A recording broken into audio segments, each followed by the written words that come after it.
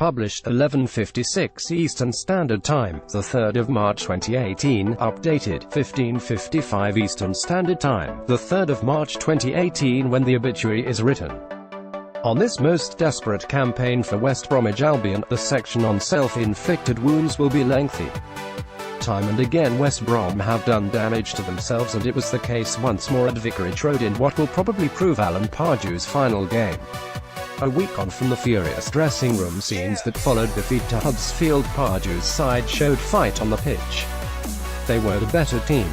Troy Deeney scores a late winner on his 300th league appearance after besting Ben Foster in a one-on-one situation. The English striker smartly lobbed the ball over the Baggies keeper to send the Watford supporters into a frenzy. On Saturday, Watford captain Troy Deeney celebrates with his teammates after scoring a second-half winner against West Brom. The defeat could spell the end of Alan Pardew's reign as Baggies boss, as they remain rooted to the bottom of the table, yet undermining that were two moments of poor quality at either end that decided this result.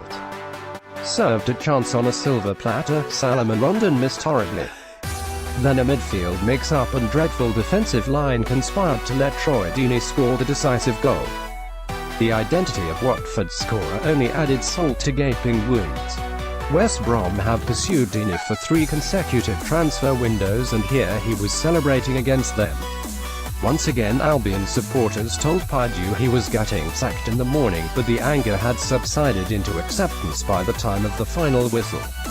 To a man, West Brom's players went over to applaud the travelling support, and it was returned with warmth. No point spitting feathers when the landing will be bumpy enough. The championship beckons.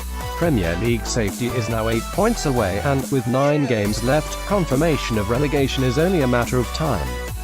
Watford's captain Deeney salutes the home supporters after scoring in his 300th league appearance on Saturday afternoon. The West Brom players looked dejected after conceding the late winner after Deeney went through. On goal alone, West Brom midfielder Jake Livermore rips his shirt in frustration as the Baggies lose again in the Premier League. So too, it seems, is the departure of Pardew. Owner Guochuan Lion Chief Executive Mark Jenkins reviewed his position last Sunday and decided one more defeat would probably leave little alternative. Pardew hoped that despite a 6th consecutive defeat, the performance might see him stay longer, and the board will also consider whether a suitable long-term manager can be attracted now, or if a caretaker coach would suffice. "It's about West Brom, it's not about me," Pardew said. "And if the consequences are that I lose my job, then that will be what it is. All I can hope is what was on that surface today, a commitment from the players. We know it's very tough. A win can change the dynamic. But when you look at our goal ratio, you question that. West Brom could hardly have played any worse than last weekend, but even so the first half here provided encouragement." Chris Brunt's strong opinions aired in the Hawthorns dressing room had clearly got Pardew thinking, and he switched from his favoured 4-4-2 to a fluid 4-3-3 formation.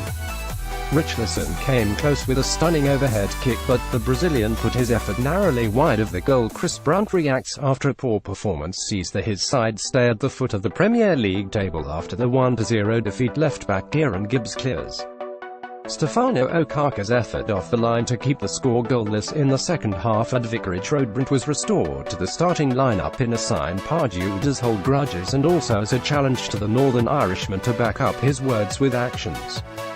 Brunt did walk the walk, though, once again seizing the mantle as West Brom's most creative player. There was one through ball to Salomon Rondon that deserved better, while on the stroke of half-time Brunt hit the roof of the net with a dipping free kick. But for all the visitors' control, it was Watford who crafted the better chance of the opening half. Roberto Pereira burst through midfield in the 38th minute and played in Daryl Yandmark on the overlap. The Watford right-back timed a neat finish that was heading for the bottom corner until Ben Foster stuck out a toe for a great save.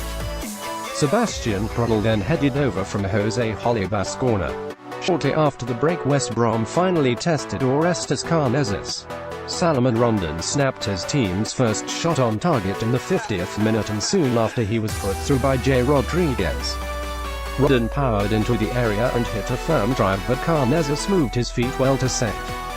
For the corner, Johnny Evans gained possession in space, but his attempt from a tight angle was kept out by a combination of Karnezis and post. Watford broke and Richarlison went close with an overhead kick. West Brom striker Salomon Rondon has his head in his hands after failing to put his side 1-0 up with a good effort. West Brom captain Johnny Evans stretches to keep the ball in play as both sides look to break the deadlock, and came an example of one reason why West Brom are in this predicament. Rondon should be a striker getting double digits in the Premier League, but too often suspect finishing undoes his creditable build-up work. He was presented a simple opportunity to put his side ahead when Kieran Gibbs picked him out. With a fine cross whipped from 8 yards out, totally unchallenged, he miscued badly wide. Yantmark did superbly to nip in front of Rodriguez when diving to meet Matt Phillips' threatening cross 2 yards out, and from there Watford began to gain in advantage.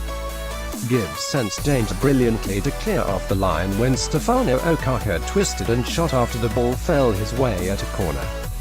But in the 77th minute West Brom conspired once again to be their own worst enemies. Krychowiak and Brunt dallied and Will Hughes capitalised to seize possession. Watford captain Troy Deeney appeals to match official Paul Tierney during clash against the Baggies at Vicarage Road. Watford boss Javi Garcia gives instructions to Andre Carrillo as Watford struggled to break down the Baggies in the first half. All too suddenly West Brom were sliced wide open. Just one pass was all it took.